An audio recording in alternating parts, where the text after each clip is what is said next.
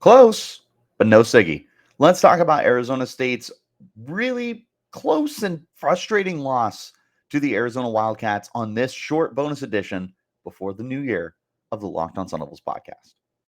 Are Locked On Sun Devils, your daily podcast on the Arizona State Sun Devils, part of the Locked On Podcast Network. Your team every day.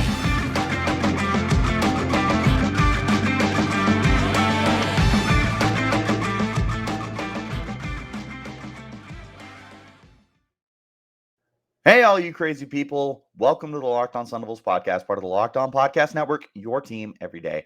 My name is Richie Bradshaw, and I'm your guide for everything Arizona State Sun Devils. Thank you guys for tuning in. Remember, you can get this podcast free and available on all platforms, including YouTube, if you want to check us out in a visual platform. Wherever you're getting your podcast, though, hit like and subscribe. Turn on notifications so you get an update when we post new content, and stay in touch with that content by following me on Twitter. You can find me at RichieBrad36. You can find the podcast as well at LO_Sun Devils. Let's talk about this game real quick and just wipe away 2022 and move on to 2023. Arizona State took on the number 5 U of A Wildcats today. As of recording this, it literally game ended maybe 5 minutes ago. So this is like fresh reaction for you guys. And I'm frustrated, I would say, is the way I want to put this. It was 69-60 final in favor of the Wildcats.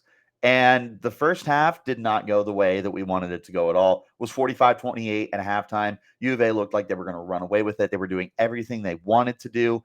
And overall, it just felt like Arizona State was just completely outmatched in this game. It didn't feel like they even belonged on the same court at any point in time. However, when the second half tipped off, Arizona State got off to a very quick 16-4 run and made this a one-possession game numerous times throughout the second half.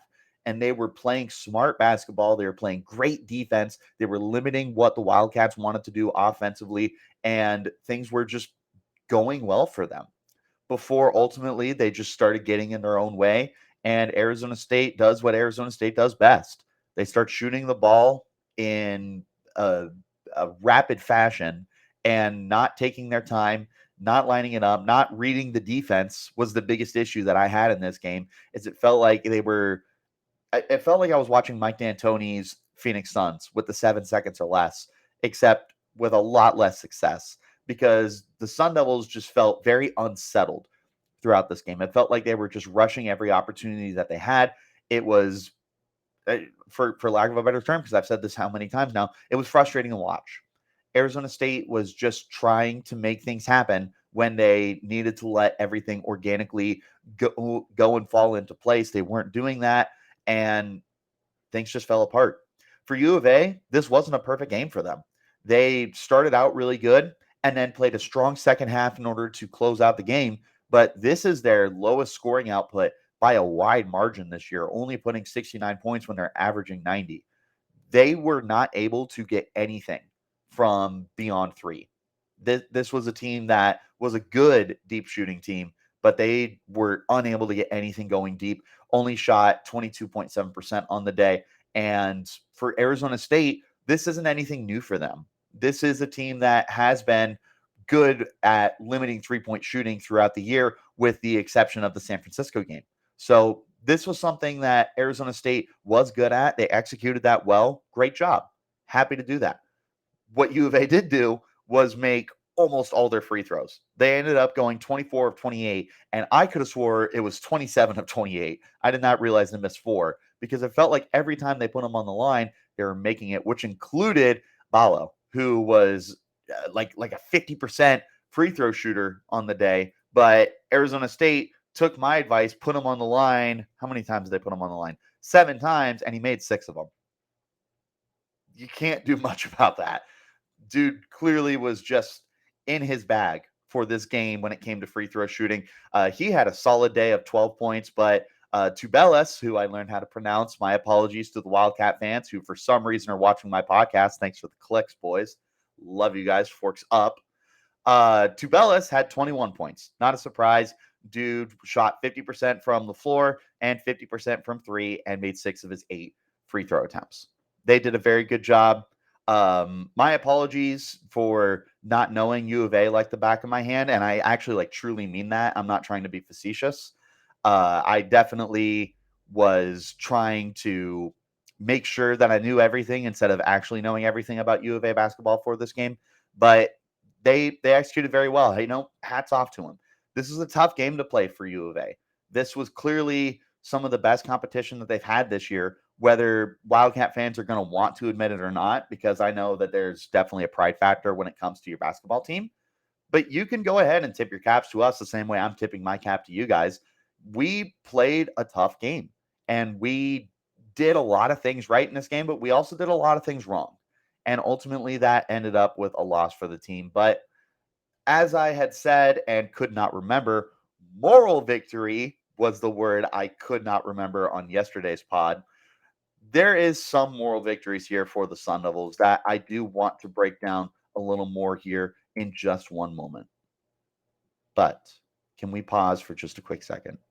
All right, awesome. Because you guys got to try the brand new Built Bar regulars, Built Bar flavors that are coming out. Cookie dough topper, coconut brownie bar, coconut brownie topper, and white chocolate peppermint granola. It's Built's take on the granola bar. So much more filling and insanely tasty. Candy cane brownie puff. Built puffs are like biting into the universe's most delicious food. First of all, for anyone who's never had Built bars before, they're literally the best tasting protein bar ever built. They're revolutionizing nutrition as we know it with 100% real chocolate, 17 grams of protein, and shockingly low sugar and calories. It's just 130. Just sink your teeth into that first bite and it'll change your life forever. I'm not kidding. There will be a time before you tried these Built flavors and the magical, wonderful time afterwards. You're probably wondering which of these flavors is my new favorite. An unanswerable question, although it's definitely that candy cane brownie. They're all unbelievable and they're all so different. Great variety here. So, Built has a mix box so that you can try all 5 flavors for yourself.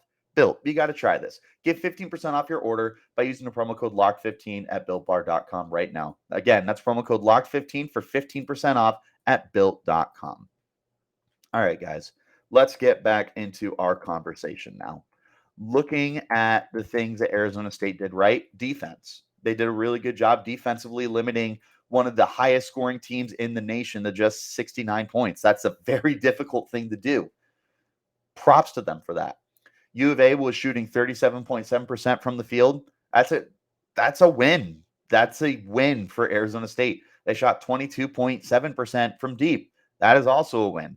For what it's worth, the free throw shooting, 85.7%. I think technically that's lower than our average. I don't have it in front of me, is what it is. Things that they did wrong, quite a bit.